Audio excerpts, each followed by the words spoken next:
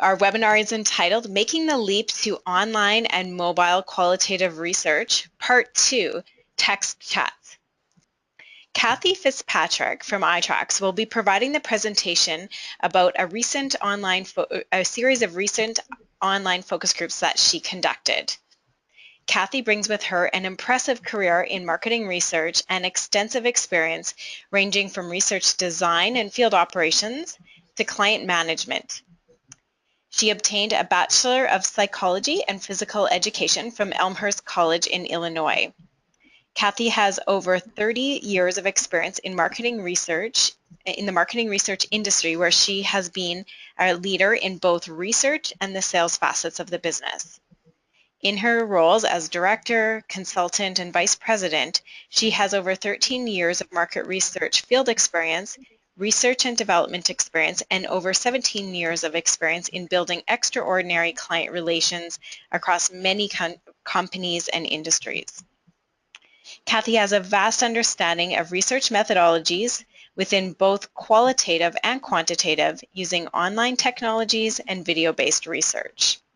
I commend Kathy on her recent qualitative project and look forward to the presentation of her findings. We enjoyed her Part 1 presentation a few weeks ago, and I'm really looking forward to the text chat focus groups that she conducted. Go ahead, Kathy. Well, good morning or afternoon, everyone, depending upon what part of the country you are dialing in from. We're looking forward to sharing the results and the information that we gathered as we went through this text chat exercise. You know, it's interesting. Back in the day, as Garnett pointed out, I can't quite decide if I'm just really old or really experienced, but I'm going to kind of lean on the side of more experienced here. But I was brought up through the ranks in the market research environment through my entire career as a pretty traditional researcher. And about 7 or 8 years ago, I started to notice the shift in our industry as it relates to the quantitative side of our business, really embracing collecting data in an online world, utilizing some pretty cool tools, and really kind of beginning to stretch their wings a little bit, and recently a lot, collecting data using online technologies. And it occurred to me that as a qualitative researcher, we might want to start investigating the same purpose as it relates to getting our participants, our data collection, and our clients more accustomed to an online world. So that then brought me to this point where we're really beginning to see the headway and see both researchers as well as brand side really reaching out and saying, hey, I think I like this. How do we do it, and how do we do it really effectively? So the series that we're kind of bringing forth here has really been dedicated to getting people to understand, as researchers and brand people, and understand how that works in our world. You know, what do our participants and our respondents see and hear and do in these environments? So part of the challenge for this series has been to invite participants, whether you're a researcher or a brand user, into sessions that will give you that participant experience. So we're going to go through today the differences and what we found and how it all worked out. So we're going to start with a broad understanding of iTracks, who we are, to give you a base of knowledge that, you know, we are a leader in this industry. And so what you're going to learn here today, and perhaps if you were part of the sessions, you may have seen, you know, where we went with the actual chat session itself. But we are an independent market research technology company based in Saskatoon, Saskatchewan, Canada. I am located in a remote office in Chicago. So together, the employees at iTracks work hard to keep our software cutting edge and bring to you, our clients and our prospective clients, the best of all worlds as it relates to online research. We are absolutely an industry leader in both mobile qualitative and within internet-based qualitative. We have a full suite of qualitative platforms that I'm going to kind of run you through real quickly in a couple seconds. We have a patented client viewing room, which enables your constituents, your colleagues, your clients to come in and watch what happens in your qualitative sessions.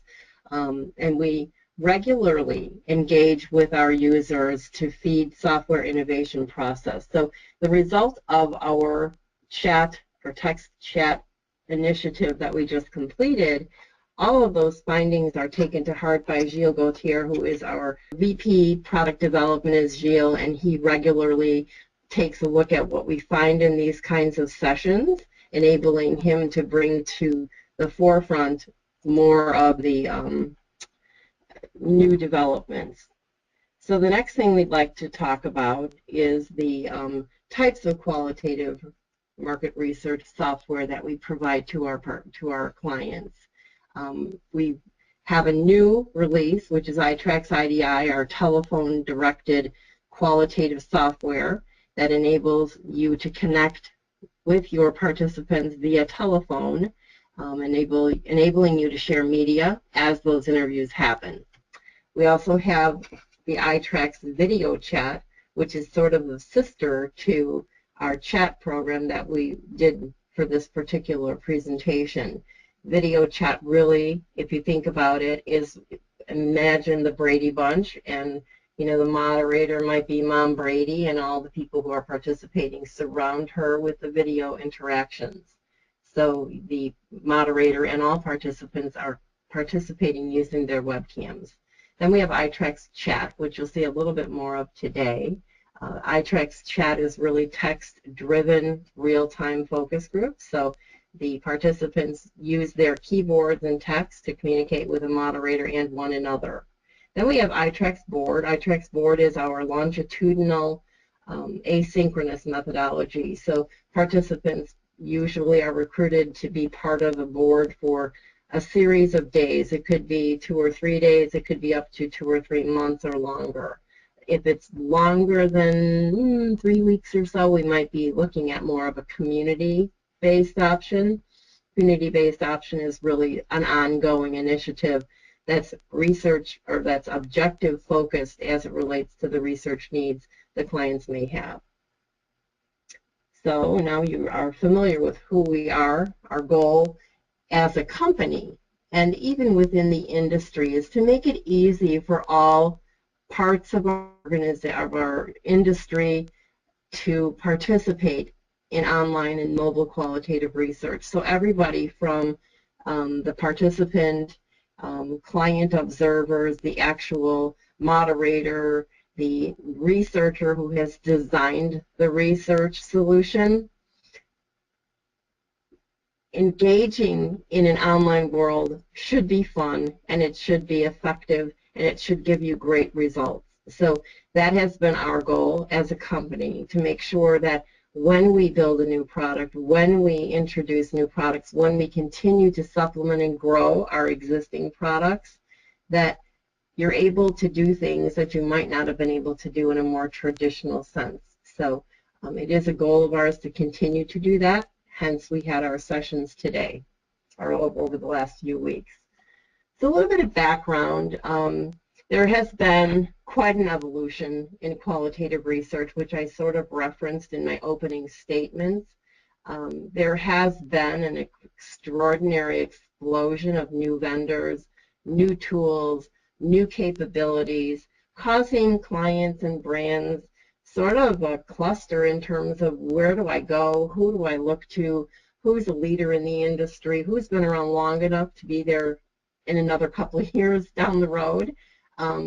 As the software companies are concerned, we feel like we have made the leap to online qualitative. We've built products, we've built services in order to get your teams to that same place. I don't know that we feel all that comfortable that everybody else is comfortable in the online qual space. We hear it every time we do some of these sessions where our people in the industry, researchers, brand users, etc., consistently tell us, well, I'm not really sure. I kind of like real focus groups, or my clients don't understand this, and it's just a lot of headache for me to understand and learn. So I think we as software companies can do a better job of communicating with our existing and potential clients and helping you guys make that leap. The first part of this series was about our board platform. So we conducted an online bulletin board that ran maybe over a space of 5 days, where participants logged in. These were researchers, brand users, and kind of interacted with one another. We had different levels, whether they were new to the online qual, experienced, or simply a buyer of services and wanted to better understand. Today's part 2, we're really diving into the iTracks chat. We wanted to know what you guys thought as it related to doing a chat from a participant perspective, and what challenges and questions that you may have as you went through that experience. So that was the purpose of creating this session. Our research objectives were really to determine, when is text chat a good qualitative research method solution? When do you select that over a board, over a video chat, over a real live session in person? What types of projects can chat be most effective for? When you look at what your clients are requesting of you, how do you sort through, gee, I think an online chat would be a really good solution here? What is the value of a chat over a more traditional method? We wanted to know what challenges and obstacles you faced while using chat, whether you've done it or just have a perceived notion of what your challenges might be. And then what are the benefits of using chat? Where does the value proposition fall in here for your clients, for yourself? Communicating with participants, communicating with clients, what are those benefits? What recommendations can we make and help you make for transitioning to an online text chat method when it's the method of choice? And then what solutions can we provide to address the challenges of online qual projects? So that's a little bit more broad scope. Doesn't only focus on chat, but we're kind of tying it into chat here today. The methodology that we used, we recruited participants using direct email. We used targeted social media, enabling participants in the industry to sign up and be part of the chat sessions. Every participant completed a screening survey, signed up, and were given the ability to pick the day and the time that would work best for them. We conducted 3 chat sessions. We kind of spread out the time, so we had a noon, I think, we had a 3, and we had maybe another one at noon or 2 or something like that. But we had 3 distinctly different sessions to try and accommodate the schedules, because we know you're all very busy people, and we wanted to make it easy for you to participate. Much like the bulletin board, we tried to keep it to looking at it from the perspective of very different kinds of users. One would be the new moderators and researchers who would be new to qualitative online solutions, agency, research companies, and moderators who are very experienced, and then the end user groups who commission research to get a better understanding of the chat sessions.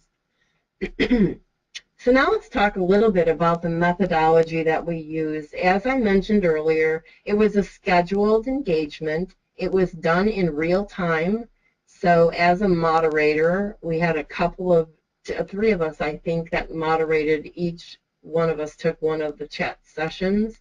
The reason we did that was to kind of find out, how do chat sessions evolve? Even if you have the exact same guide, how are each of them different? How do they reflect who the participants are within that particular chat?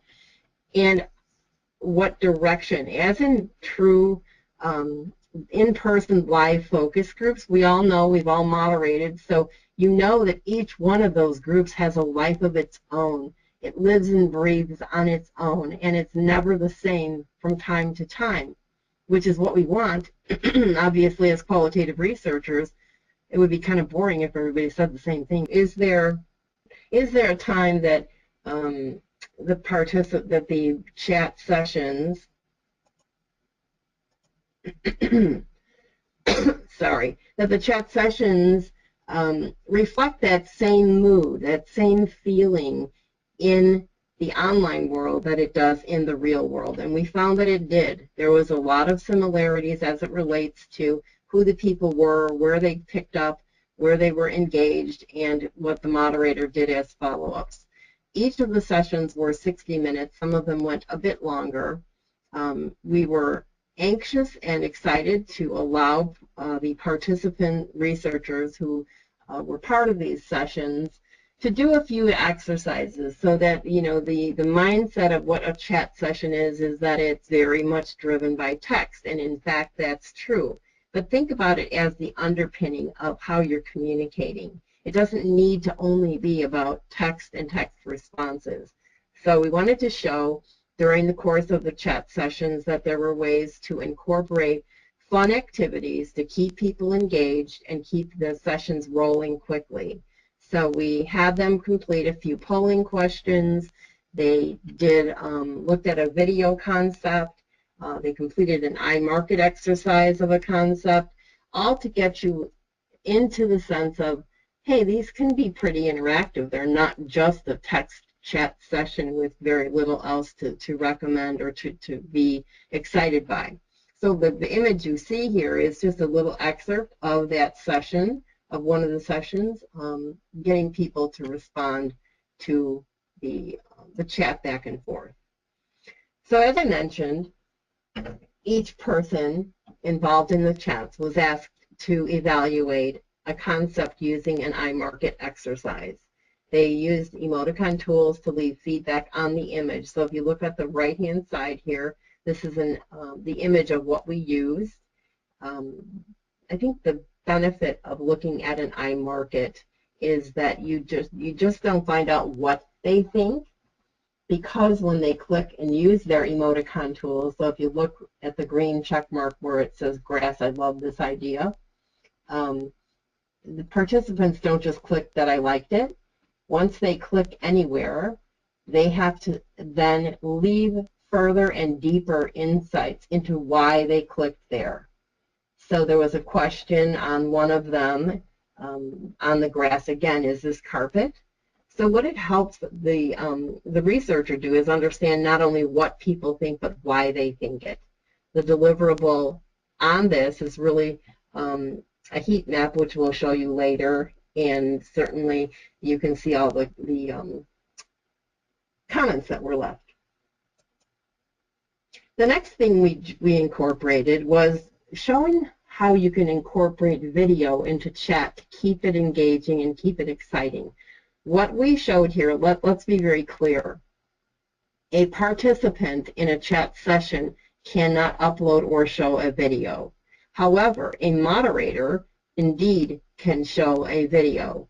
So we look at this for this context as, let's pretend like this is a follow-up from an in-home use test or a shopper experience. You know, we did quantitative, and they filled into some qualitative work, and part of that qualitative work was to ask them to go out and shop for tomatoes.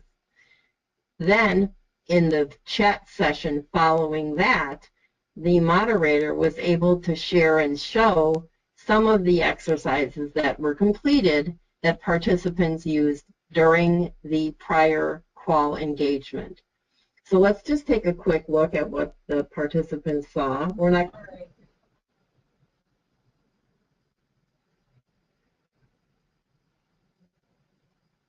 Let me turn the volume down on this. Really what's happening is getting a good feel for what an in-store shop might look like and sharing that with your participants. So should these have been people who were part of this project, We would then ask them, let's talk a little bit about what you saw here. We saw some price comparisons. We saw some people examining and looking at tomatoes, blah, blah, blah.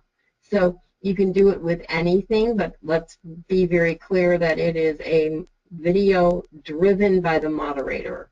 You can put in a video concept test. So if you have an advertisement that you want people to evaluate, you could do that. It's all dependent upon what your research objectives were and how you would like to use it. I will let you know that using and enabling media and video content during a chat really brings the group alive. People are excited to see it and they're engaged in it. So following the discussions, a transcript of the results was downloaded. We used various filtering to create an analysis and understand what and why people felt the way they did as we went through the session. What we learned and where and when the text chats were the right solutions, really it was more about the benefits and educating clients. Once again, that was one of those things that became part of certain groups that were focused more on, I don't think my clients understand this, I don't know how to sell it to them, I don't know what the values are. Other groups, it was more about, I don't think my participants understand it, or I don't think that we have a clear understanding of what we can do in terms of analysis. Other groups really focused on what were the moderator and the observer roles. So each one of these, because we only did 3 of them, are extraordinarily qualitative in nature. We did generate a heat map and some charts to show you again what can be done in a chat session. And then talked a little bit about the solutions that can be built. What's missing from an existing chat technology? What recommendations for text chat software development did we come up with? And what recommendations do we have as a software company for researchers, agencies, and brands? So let's talk first about some of the things that were talked about during the text chats. Educating clients. There was a lot of discussion about this. Clients, we want to read through the 3 different verbatims that I pulled out.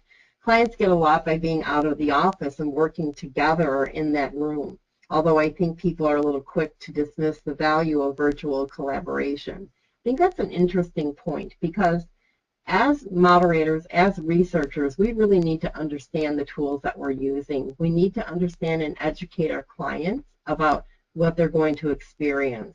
Getting them set in a back room, letting them know how to use that back room, how to submit questions to you so that you can then turn around and probe in with participants, you know, how they can maybe meet as a group or all log in together so that they're not missing that whole live experience.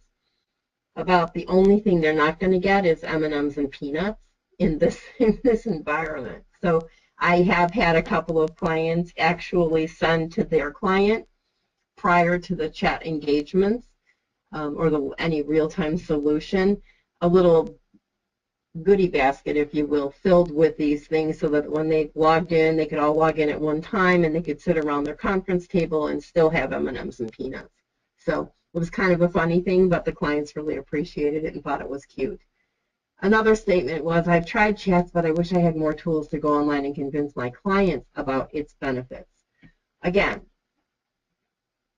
understanding the full potential of a chat session will allow you to become enthusiastic, excited about bringing the technology to your clients, and understanding when and where you would suggest text chat as a solution.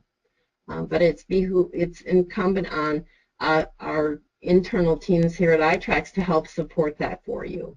You know, when you need our help and you need us to help you and to help your clients understand, we're more than happy to do that.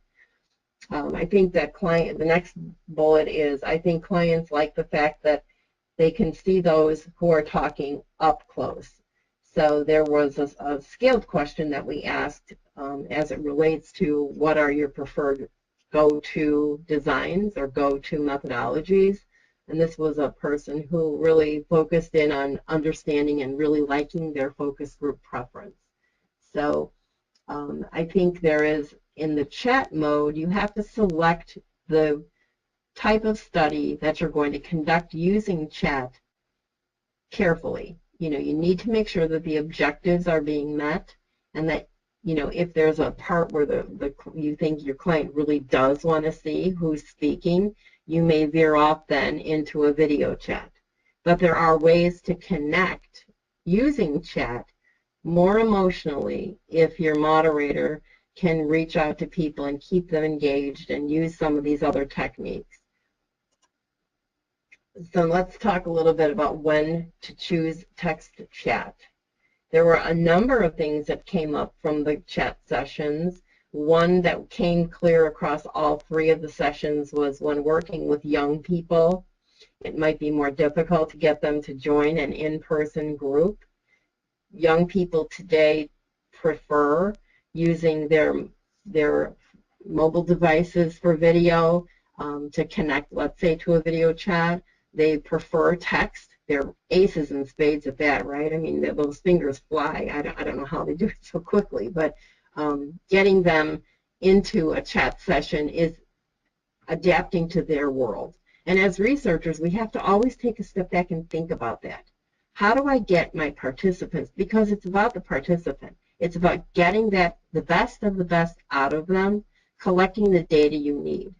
So rather than forcing them to where we're comfortable, we really need to look at where they're comfortable and designing a research initiative around the comfort level of the participants. Because once you get them in their comfort zone, it's amazing how much they will share.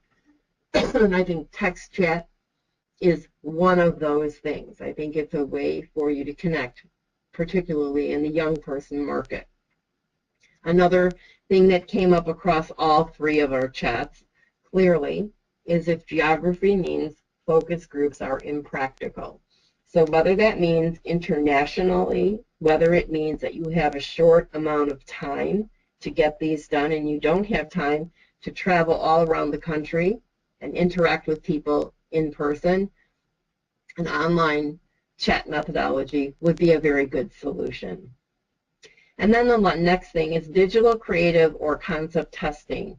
It goes by fast and it's useful for non-risky small projects. This was one that I was a little challenged by because I'm not so sure it actually is only used for non-risky small projects. I think that the more comfortable we are as researchers with the tool, the better able we are to go deeper and to create online questionnaires, if you will, or guides that really kind of dive deeper. But I will say, for the initial forays down into the chat world, you being comfortable might mean that you do use it for non-risky smaller projects. It is extraordinarily good because, as I showed you, you can show creatives, you can show video ads, you can use it for concept testing by utilizing the iMarket. I will also tell you that it goes by really quickly. If you've not done a text chat before, it's probably the quickest way to get your data. You have to be really careful that you don't miss inputs by the participants. I like to use, as we did for all three of these, we almost took a dual moderator approach. So we really kind of had one of us as the lead, excuse me, asking all the questions, and another person who was kind of doing some of the PMing, the private messaging, the making sure that if there were questions that came up that we probed in, and there was like that team, if you will. And it made it a lot easier than if you were doing it all on your own. We do recommend between 12 and 15 people. I will tell you that when you pose a question and you have a really engaged group, the questions come, or the answers come flying in. So the moderator does have to be on their toes to catch everything and make sure you're probing in to exactly what you need to probe in on as the group progresses. Okay, so now we're going to talk a little bit about client buy-in. This seemed to be prevalent and prevailing across the three groups, one of them had a little bit more interest and focused on this a little bit more. The biggest challenge is buy-in from our clients. I'm not sure if we've done a good enough job explaining the benefits of online qual work to them so they could see the utility.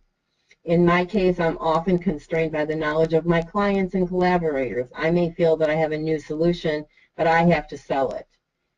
So we're kind of going away from, depending upon the role that you play in your research environment within your company, you know, sometimes clients will call up and say, hey, I want to do 5 focus groups and I want to go to Dallas, Boston, Chicago, Miami, and Washington State, Seattle.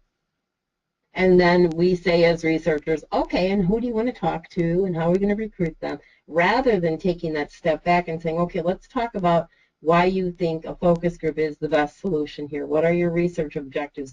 Can we do this in an online world? Can we combine geographies so that you get a good look across geographies? Or can we combine participant types, whatever it might be?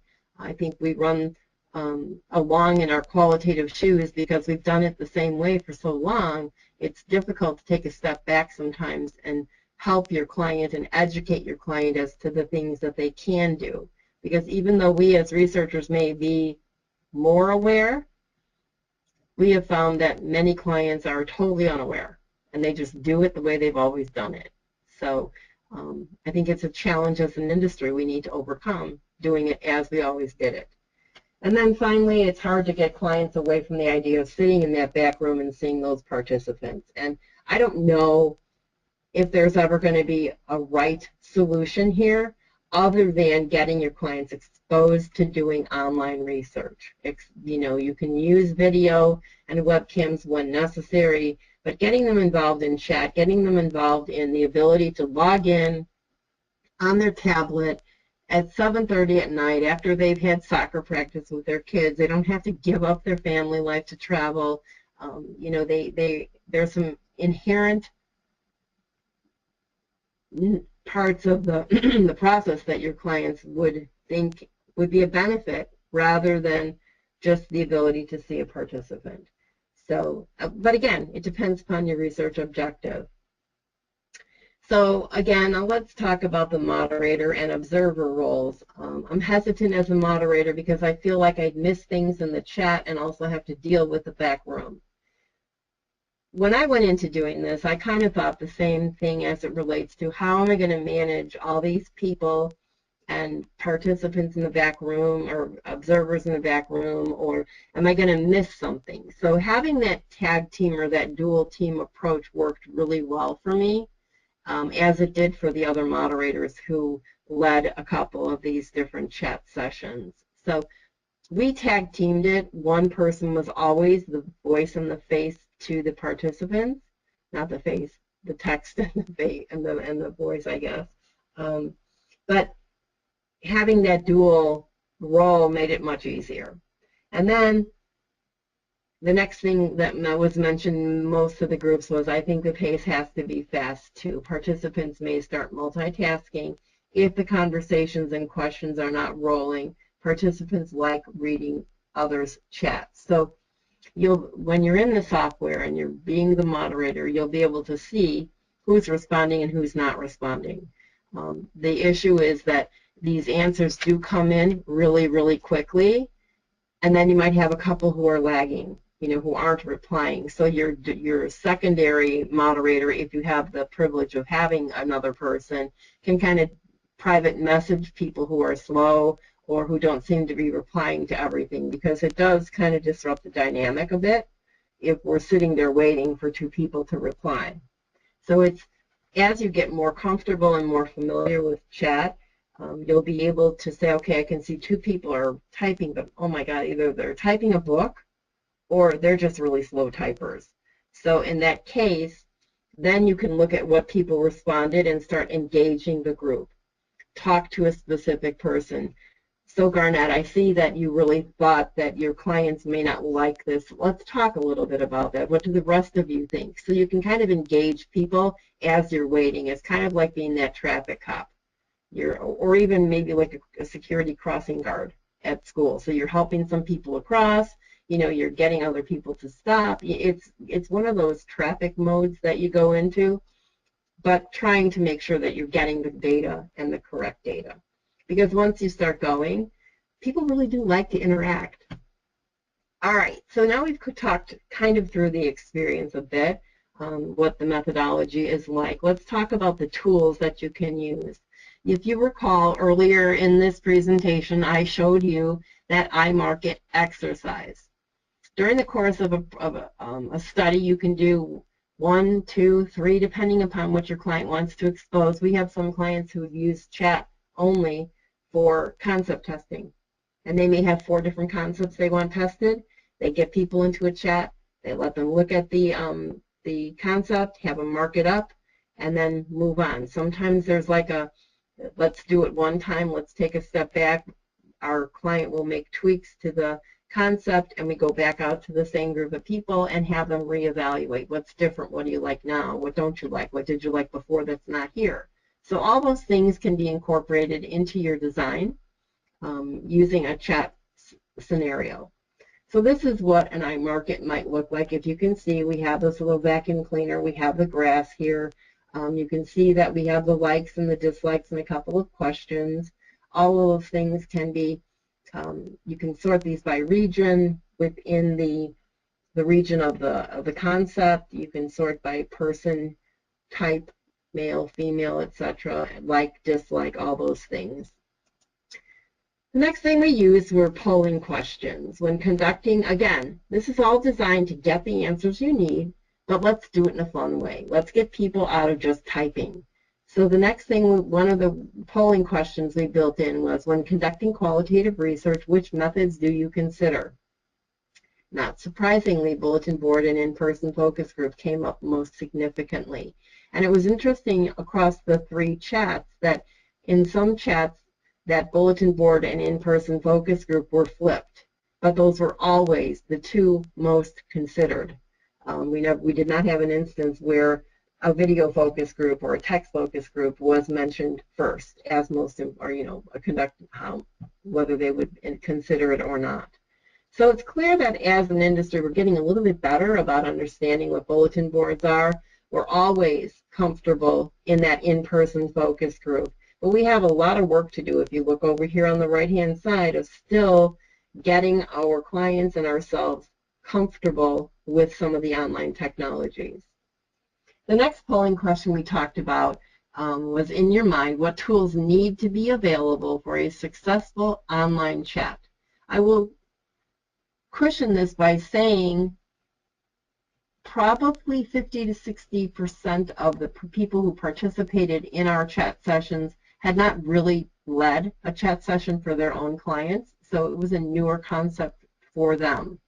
But we wanted to know from experienced people as well as new people what they felt was needed to have a very successful text chat and be able to provide to their clients great data at the back end.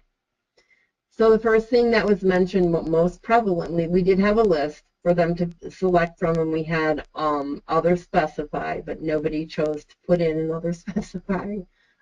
Everyone saw the value in image and concept sharing. Everyone saw the value of an observation room for the client. People were pretty aware of and thought it was important to have immediate transcripts. Then came private messaging. I think that probably as a participant, private messaging was less important. When we did have private messaging used in the chats, it was really people directly asking questions about the methodology or about something that wasn't relevant to the topic or for the group in general, but more from a researcher to the moderator at iTracks about questions. So I think private messaging would be looked for more from people who have done text chats before. Having the ability for the moderator to go back into the back room for guidance and direction as the chat progresses was pretty important. A dedicated tech support was talked about, although I think it would have been higher on the list if people had been more experienced about doing text chat or any live sessions. Having a dedicated tech support person is pretty important, and that is evidenced by 75 to 80% of the people really thinking that that's something they really needed in a good solution. Concept markup, not using iMarket, but more text, where you can highlight things, was seen to be important maybe half of the time. What else might be available would be whiteboard programming, multiple languages. Interesting to us, iMarket evaluation was not, or did not seem to be a tool that they needed to have a successful online chat. I think that's because not many people have a lot of experience with iMarket evaluations and what they can bring to your client from a deliverable perspective, i.e. that heat map we just went over. So let's talk a little bit about why they're effective and what the experience is all about.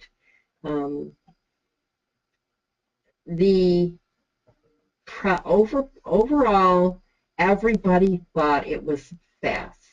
It's not data intensive, but it's fast. If you have a need for speed, if you want to easily reach people in many places at one time, it seems to be the prevalent thought that you get them into a chat and it goes boom, boom, boom, boom, boom, and an hour later you got your data. And that is true. It does go fast, and it goes fast in the actual chat itself. I found this next quote to be extraordinary, and I love it, and I think that it's kind of something we can look at as an industry when you look at text. I think in text simplicity is its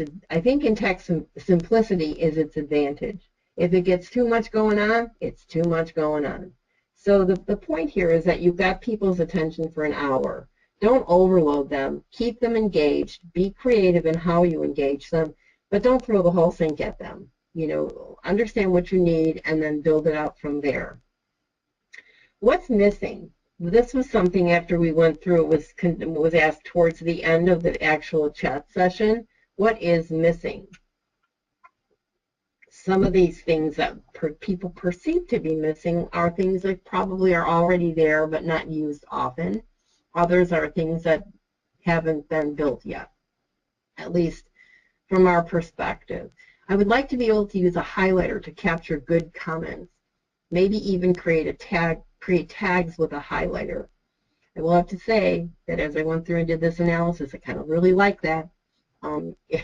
When you go through the analysis in any live sessions, you're going to get transcripts. And from those transcripts, you're going to have to go in and do your analysis. People have told us over and over again, I wish there were tools to make that analysis easier and better. So I think a screen with screen captures of highlights, heat maps that we showed them were useful. I think the solution suite is comprehensive. With chat, it's all about the speed. So it didn't seem like there were a lot of things that people perceived to be missing. And when they were, it was really more related to analysis. So let's talk real quickly, because I don't want to run out of time here, about best practices. When, as a researcher or an end user or a moderator, can you think about the best practices as you start down the road of doing text chats or real-time chat? Maybe you want to start with your smaller clients. Get a feel for it, get your feet wet, get them engaged. Oftentimes clients who are on the smaller side are all about the newest thing, I want to be cutting edge because that's what I need to bring to my clients, etc. Look for pilots. Look for ways that you can say, we would typically do this as a focus group in person at a location, but I think this lends itself well to a text chat. Let's do a pilot. So, you can have fewer people, do only one of them, but kind of look for ways to engage and use some of the tools that we outlined today. Provide demo help for your meetings. So, when you go into your meeting with a new client or with your own constituents, is there a way you can provide a demo? We're more than happy to build those out for you, but providing and letting people see what they're going to do is much easier to communicate than just talking about it. Provide better help with marketing, branding, etc. So we can certainly provide all of that, which you can then provide to your clients. And then making sure that in your best practices that there's always consistent tech support. So solutions that can be built. How can software providers help? We can provide better training, making sure that as you need to know more about this, we can help with training. Provide mock sessions. What we're trying to go down the road right now, we did the bulletin board. Now we did the text chat to really give you guys all of the perspective of what this experience is like, not only as a moderator or as a researcher, but also as a participant. What are your participants experiencing? Oftentimes that helps you build a great discussion guide or topics because you've been in their shoes. You know what they're experiencing and what worked for you and what didn't work for you. Building out from our perspective, helping by having these monthly mock qualitative projects. You know, we're certainly always open to what might you like to see more of in-store, in-home use tests, bulletin boards, live sessions, being able to help you understand how those things look and feel so that you are confidently going out to your clients, understanding all there is to know about it. Certainly, software providers can help by providing better back-end solutions. So helping with that analysis, no matter what we do, how we do it, that is always a key point. Moderator trainings, you know, building out some how-to trainings to help build good guides. How do you engage your participants? What do you use to do that? And then, of course, providing that all-important tech support. What can you, as researchers, agencies, brands, do?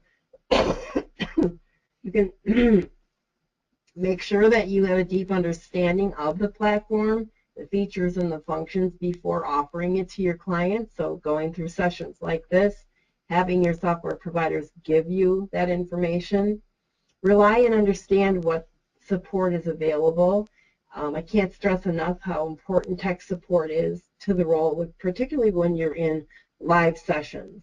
There's no time to email somebody. You want somebody right there in your session. If something goes wrong or a participant can't seem to understand, you need somebody there and available for you. Share the participant perspective with your clients. You know, if you have time and you have some really good clients, do something like this. Build out a chat session. Let them see it for themselves.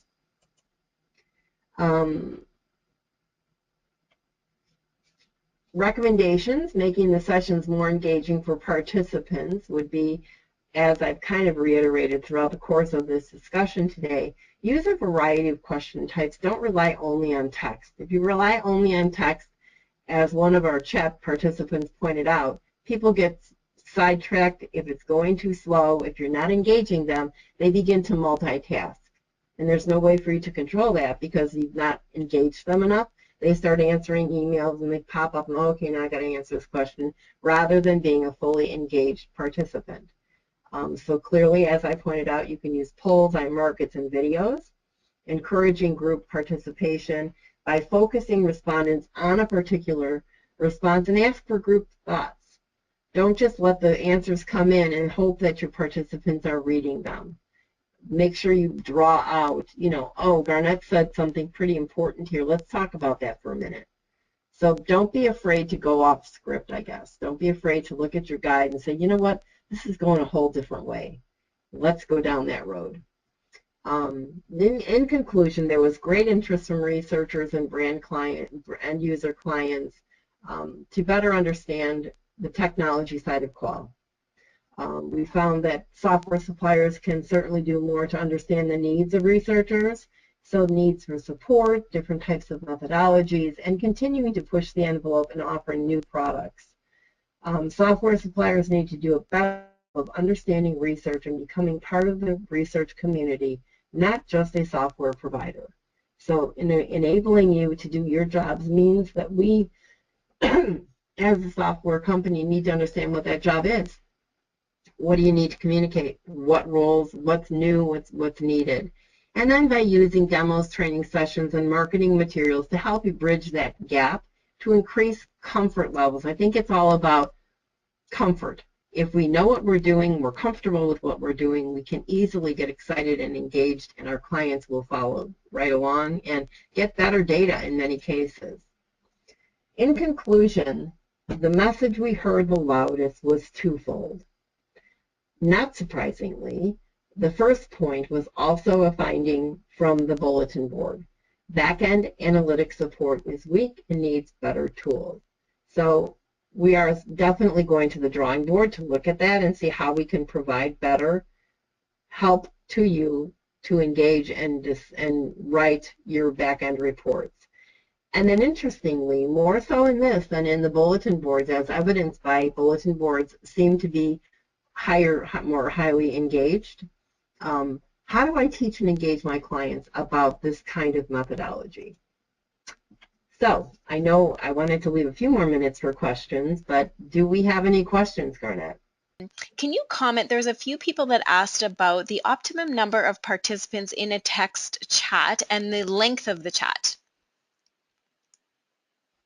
Between 12 and 15 people is the optimum number. The length of the groups typically, you can probably keep people engaged between 60 and 120 minutes. But that's really driven by content and how much you want them to look at. Great. Okay. Next question. Can you elaborate on the, and then in quotation marks, provide better help with marketing, branding in quotation marks, from the best practices slide, specifically around your comment around branding? So we can help your teams with branding by being able to brand the platform, brand the app, other parts of, whatever it is you're sharing with participants can be branded to you or your client. There's no fee for that. It's just part of what we do as a service for our clients, enabling you to bring in a branded solution to your clients. So it may be powered by iTracks, but it is, let's say, Mr. Smith's research company. So we can brand that. We can help you with those things and help you build out using best practices for what your marketing materials might say about each of these different offerings. I hope that answered the question. Super. Can you comment on the participation rates? And the person posting the question, I've had experience with online board participants dropping out or never logging in. I can imagine this being an issue for a chat as well, since it's a scheduled time. Yep. And that's not an untrue statement. There is a little bit more effort needed to go. In other words, just because it's online doesn't mean that people magically appear.